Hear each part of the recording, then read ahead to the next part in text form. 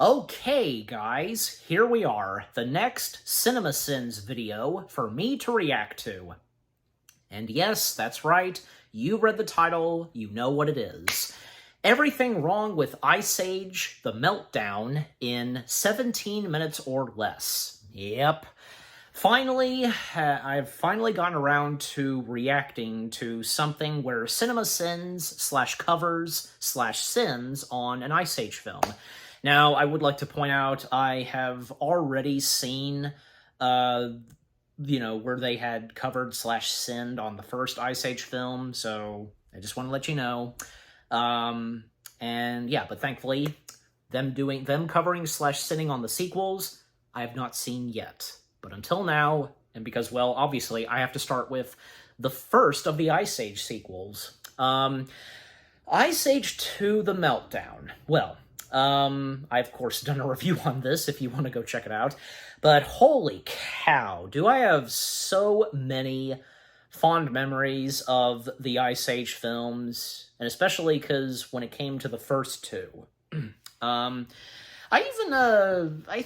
recall, like, I have a little bit, and I say a little bit, I have a little bit of memory, like, say, when Blue Sky was coming out with their second film after Ice Age. You know, because after the first Ice Age film, and that's what got Blue Sky really started and got them, it kicked them into high gear to doing full-blown computer animated films, them becoming the next animation studio to do computer animated feature films after, say, well, Pixar and DreamWorks. I think, yeah, they were the third one to go in that route and such, doing computer animated films, starting with Ice Age, of course. So, yeah, like I said, I have a little bit of memories of when Robots was coming out, and, I remember seeing, excuse me, I remember seeing some of the merchandise for Robots. As I recall, I think we did, get a copy of Robots at the now defunct Blockbuster, I'm pretty sure. I even remember when going to my local Chuck E. Cheese, they showed a little bit of Robots, and I remember what it was. It was the one clip where Fender and what's his name? Ewan McGregor's character. Rodney, yeah. They were in that, like, steel ball, transportation, that sequence. And like I said, some of the merchandise, I'd gotten a little of it. I even managed to get my hands on a Fender plushie. Really cool. It really in good condition, yeah.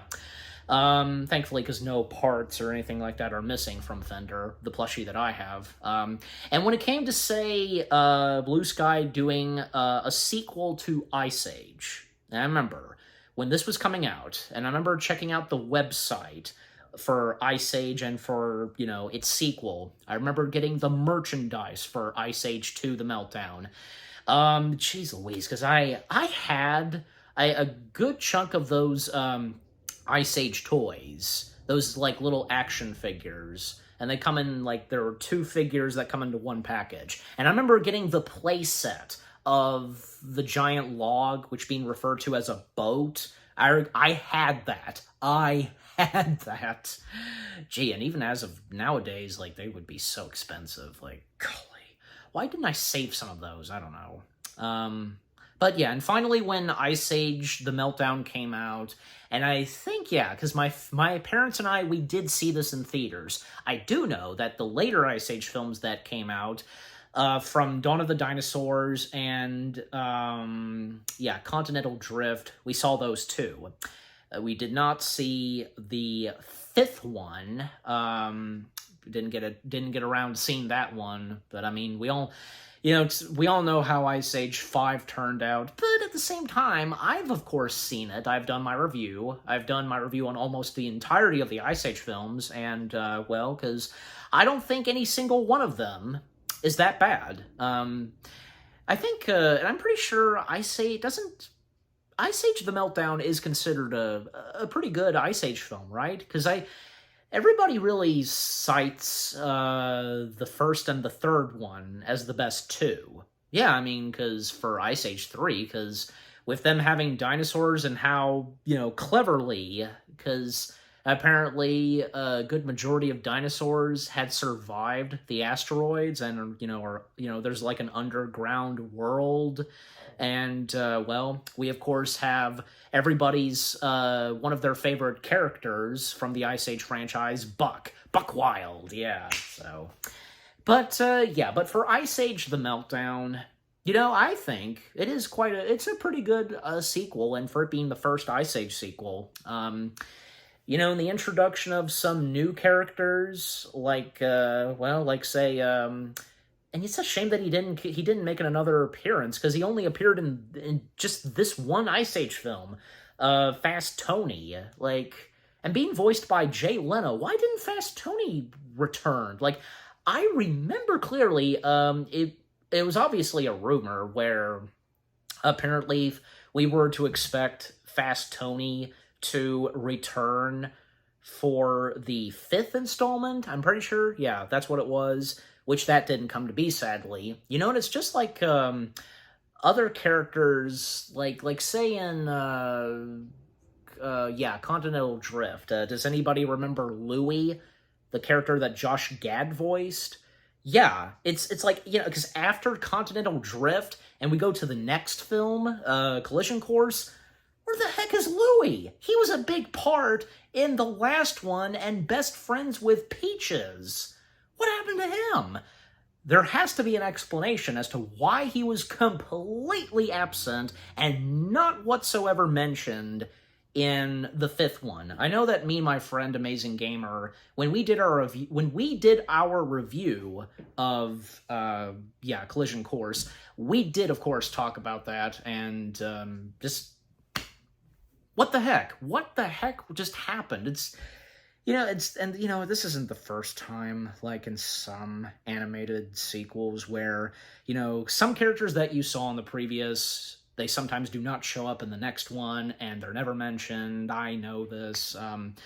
I can think of a few good ones, but, I'm just saying. But back on the Meltdown, and with what CinemaSins, whatever they're going to say /sin on the Meltdown, I think with this, I don't think I am to expect them removing a sin or two. I mean, you just never know. You really never know. But I'm really getting the good feeling that they are not. So, anyways. Alright, so enough said, and without further ado, let's see what CinemaSins has to say /sin on Ice Age The Meltdown in 17 minutes or less. Beginning in 3, 2, 1, go.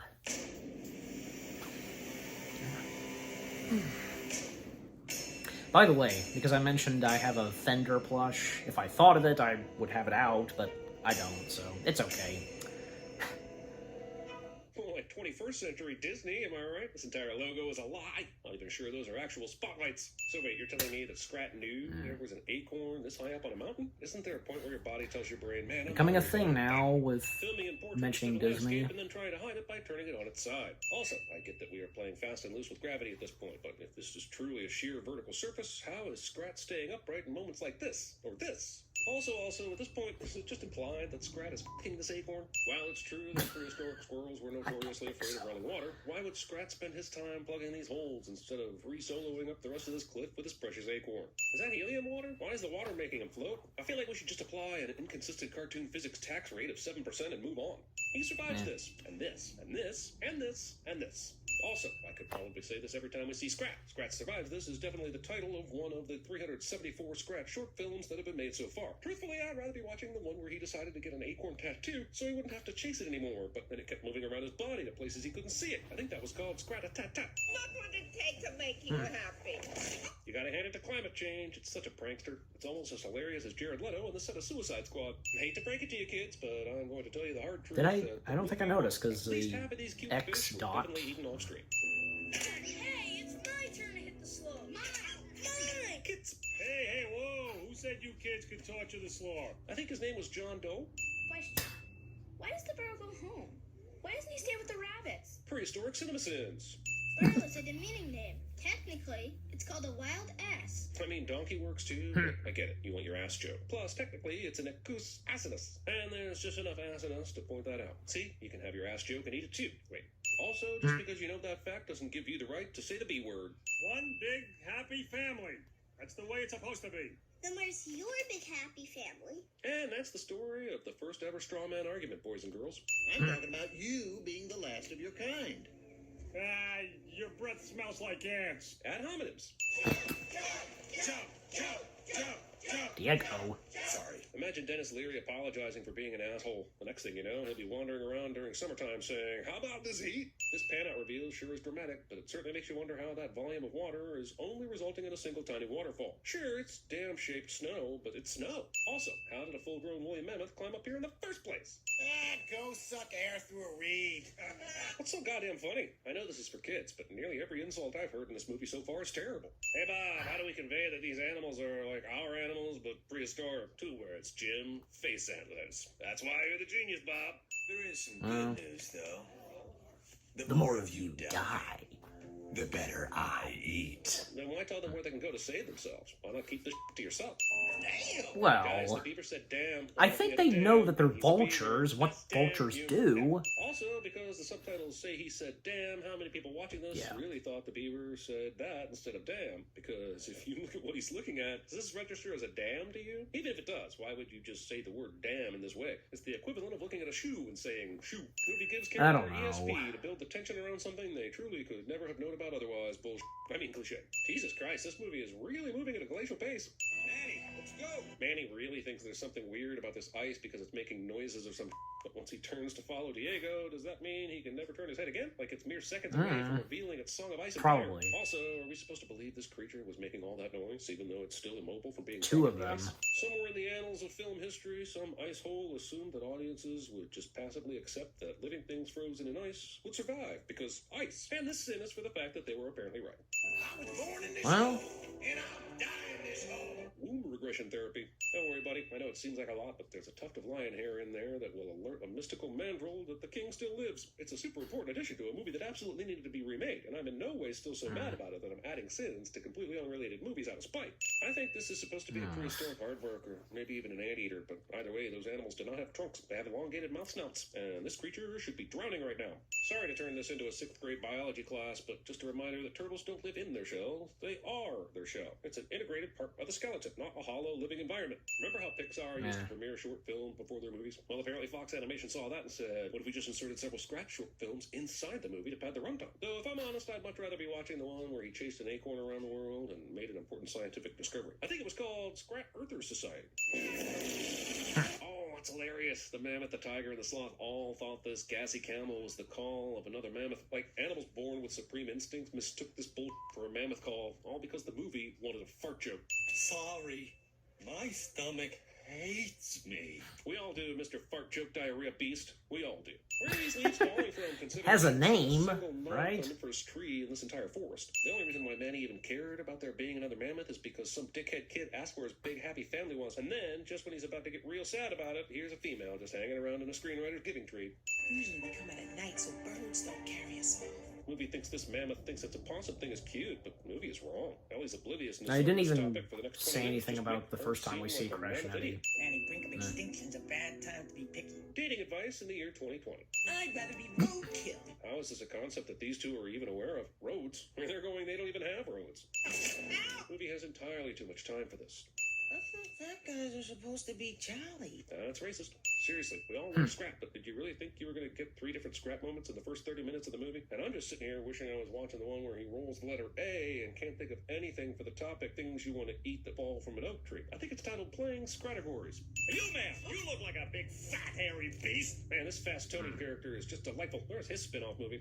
This yak clearly has dangly ears. And why did we not see him again, as I said earlier? The same.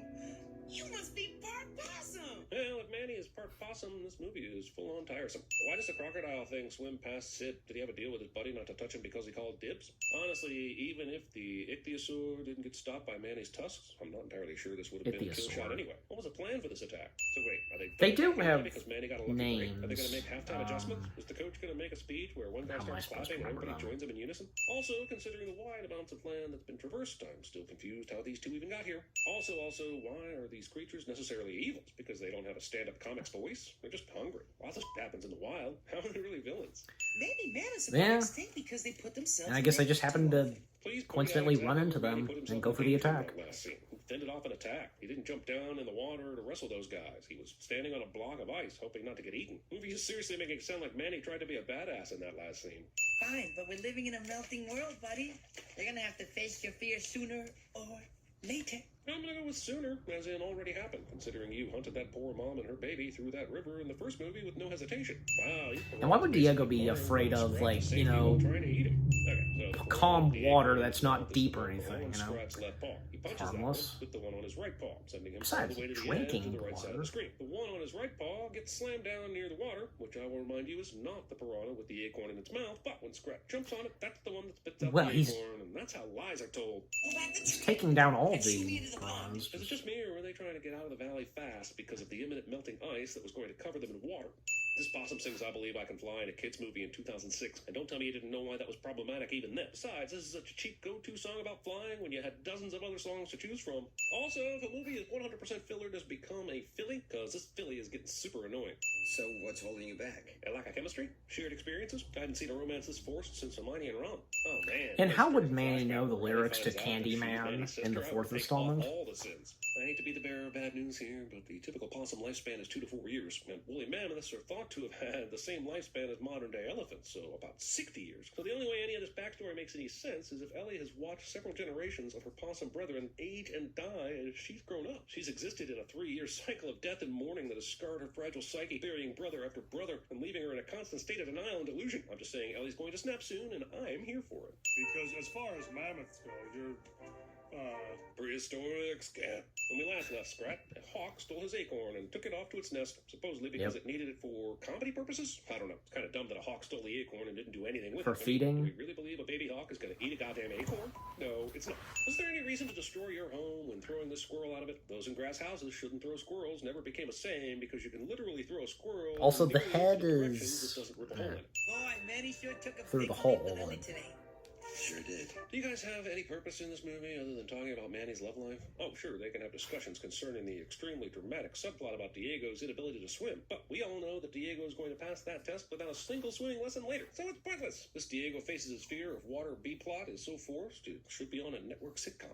I was just saying that it's our responsibility. The "it's my duty to rock that booty" defense. Also, the fact that the central conceit of this children's entertainment revolves around mammoth f***ing is delightfully sinful. Ready to make the ultimate sacrifice to save your species. I guess this movie that has more pointless walking in it than the Lord of the Rings trilogy had to come up with something that sounded like a conflict, so now the mammoths are fighting. Manny should know better than to try the save our species line so early in the relationship. I once tried that on a woman at Steak and Shake and got our leftovers from Waffle House thrown into my face. Everything seemed so perfect earlier in the evening when we met at Crystal. Nice to know there's always a Bruce Almighty moon to silhouette you anytime you find yourself standing on a completely implausible rock tower. Manny, Ellie, lock drugs! This works. So this possum has It the does. strength to not only hold on to the rock on the other side, but also stop the moving rock? Is this vulture really following them? Is the movie really saying that these are the only animals he can possibly eat? Surely there are other animals who never got Well, the there's more vultures and watching over Sloth the that animals thing is making sloth their that. way to the Can I boat. help you? We're an hour in, and the movie is still adding new plots to pad the time. This may be like the H plot at this point.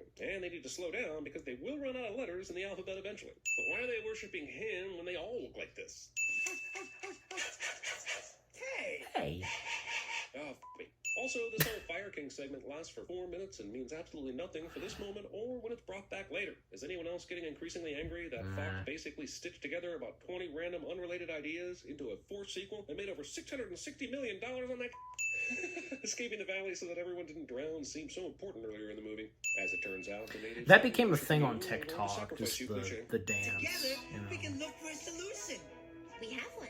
Sacrifice the Fire King. So wait, did you guys know that Sid would be anywhere near here just before your time of need? Was there a prophecy? You guys must have been stunned when you randomly stumbled on the Fire King just a few miles away from your home. I guess it's possible that you invented this Fire King business as soon as you saw Sid, but it looks like your entire society revolves around the rock shaped like his head. I'm trying to figure out how this society existed and functioned before the screenwriter thought of it, and my guess is that it didn't. Oh, good thing the Religious Sloth Society tied a conveniently unraveling rope on Sid so that it would catch onto a jagged piece of rock and save him from falling in this lava and bungee him to safety, as regular ass ropes are known to do. They just sit there, watching us. I'm not sure why, since I thought vultures only got interested when the animal is dead or clearly about to die, and if there's a society of sloths hanging out around here, there have got to be more animals they could pick on than just the protagonists of this movie. Food. Glorious food. We're anxious to try it. This carry-ons for some time. And why are they being so helpful? Well, because See, the just like Lion the vulture's King, getting it's the the sense of music feeling just that they for possibly themselves. might And die instead of from the music, it's a flood. rip-off of an So, Oliver song that was parodied what back more do you by the want, American Dairy Citizens, Association in to an know 80s about? commercial for cheese. Oh, you mean the geysers started just now? Like this very moment after they already celebrated and everything?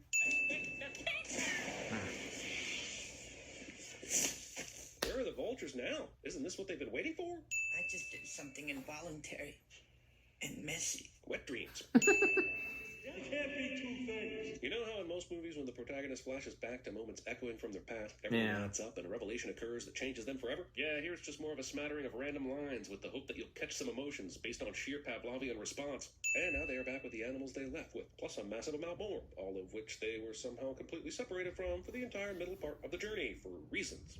All unattended children will be eaten. Did you miss the fully cooked chicken near the geyser area a minute ago? This vulture is confusing. You can't consider them threats. Well, I unless don't know. they're Even only that- dead that didn't animals, cross but that's my exactly mind. what the movie thinks they That are. they, The didn't song still notice hasn't done the anything with the acorn. cooked She was up just being a dodo. dick. Why'd she take it if But she that's a wasn't gonna feed it bird, to her so- kid or use it for anything? I don't see her anywhere. Maybe she's already on board. Why the would you think that? She went the long way around. Even if she got there ahead of you guys, she still would have had to get in line to Noah's Ark, and you'd have seen her by now. Deus Ex Rocketum. Oh yeah, I remember Seabop and Crocksteady. Our heroes encountered them one time about 45 minutes ago. We as an audience know absolutely nothing about them, but they are Seabop back for and this finale because Crocksteady? every movie Oh, needs God. villains, I guess.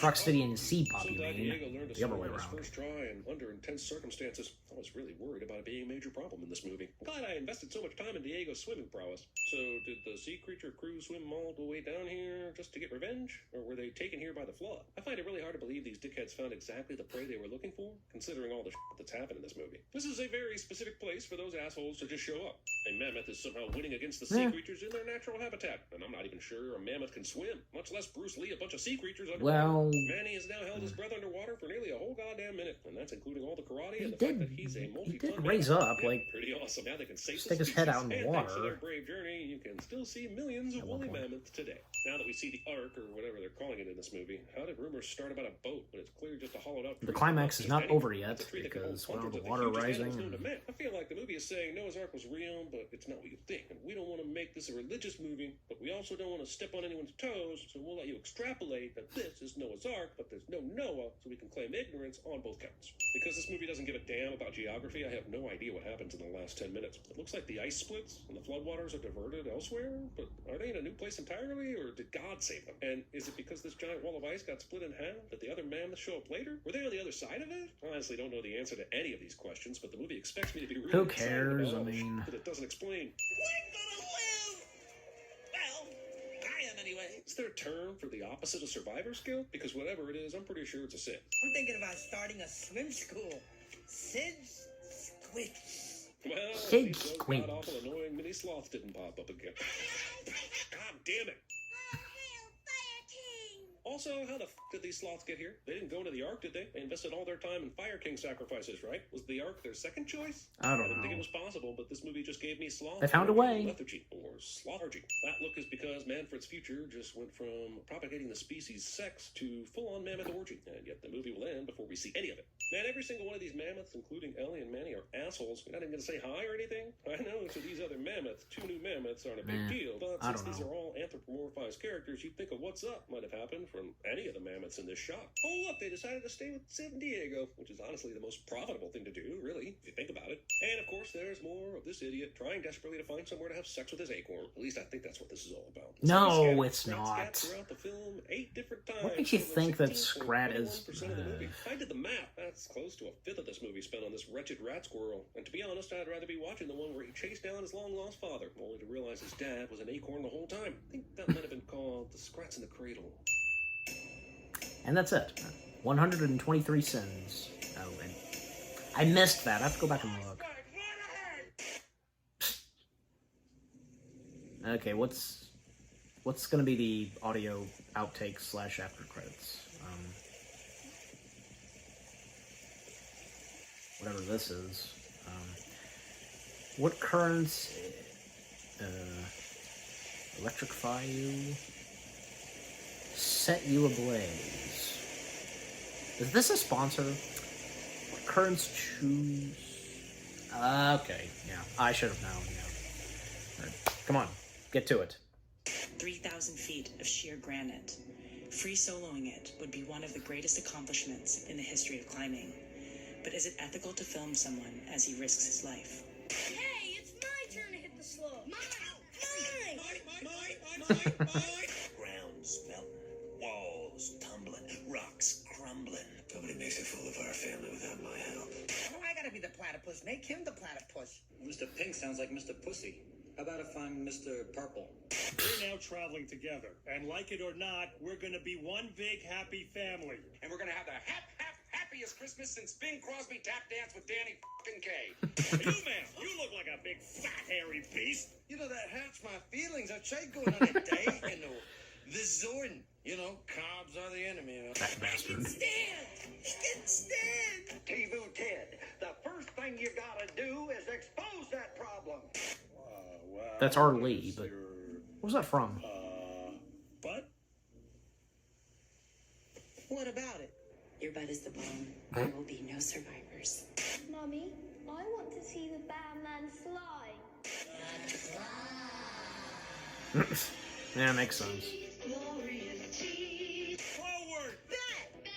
Oh, yeah. Duck season. Yeah. Duck season. Wabbit season. Yeah, there we go. Bug says duck season. Daffy says wabbit season. Yeah. Okay.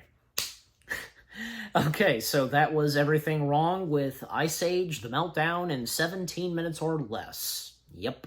So now I've done the one where they cover / sin on the first sequel, and obviously gonna do Dawn of the Dinosaurs sometime later. Who knows? Maybe it'll be one of the very next Cinema Sins videos that I react to. Who knows? But, you know, you'll know, and I'll know, of course, like, which ones I go for next and react to. But, yeah, so what they've had to say / sin on Ice Age 2, The Meltdown, well, I don't know, because, I mean, you know, again, Ice Age, The Meltdown is not really a bad Ice Age film, and seeing as how, again, it's the second installment and the first sequel to the Ice Age franchise. You know, with what goes on in The Meltdown, you know, I think the story itself, pretty good, not bad, and the direction it goes, and with the new characters that we see, and if I've talked about this before, this is just like, because I think like a good majority of animation studios and doing computer animated films and so on, they've always like a sequel to the first installment of, you know, like say Toy Story, just Despicable Me, Shrek. Need I go on? Because not all the time, but I'm just saying, especially those, because in the first installment the first sequel and the second installment, you get my point, some of them always would introduce new characters and who would become new main characters, okay? I mean, like I said, like with Toy Story, with Toy Story 2, we would have, say, Jessie and Bullseye, Shrek 2, Puss in Boots, Fiona's parents, obviously, but of course mainly Puss in Boots, you know. No hard feelings on Fiona's parents. King Harold and Queen Lillian, yeah. Because, yeah, they technically would kind of become main characters, but I'm just saying, because Puss in Boots, you know. Despicable Me, what's her face? Kristen Wiig voices the hyperactive one, and whom she and Gru would fall in love with one another, and so on. Hotel Transylvania, yeah, because with the first sequel, well, we get Dennis, obviously. If there's any others that I can't think of, but you get my point, so, yeah. And also because, you know, the stuff that they pointed out, you know, in the Meltdown, like, come on, I mean, it could be better explained, and some of the things that I was saying, come on. But, you know, I mean, because the funny moments in the Meltdown, they're pretty funny, you know, especially with what goes on with Scrat. Whenever we would cut to Scrat, because he has nothing to do with our main cast of characters, the Herd, basically. Yeah, that's how to refer to them. Well, because, yeah, Sid, he's the one that started this Herd. And, yeah, because, again, Scrat having nothing to do with the Herd, but at the same time, we love Scrat, and with what goes on with him and his acorns. And just the other things that CinemaSins pointed out, but just overall, Ice Age the Meltdown, it's a pretty good, not bad Ice Age film, and again, this being the first sequel in the Ice Age franchise, but, you know, what would come next after this? Well, because, with Dawn of the Dinosaurs, and how, well, Manny and Ellie soon expecting a baby, and a new face that steps in, Buck, of course.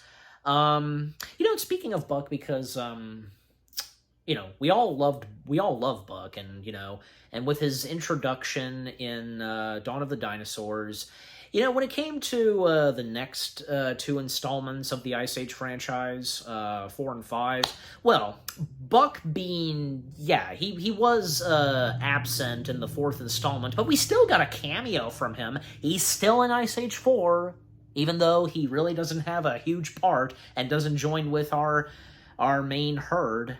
But, you know, because with another new face and who would become a part of the Herd, first being a part of the Pirates, now a part of the Herd, and being a love interest to Diego, Shira.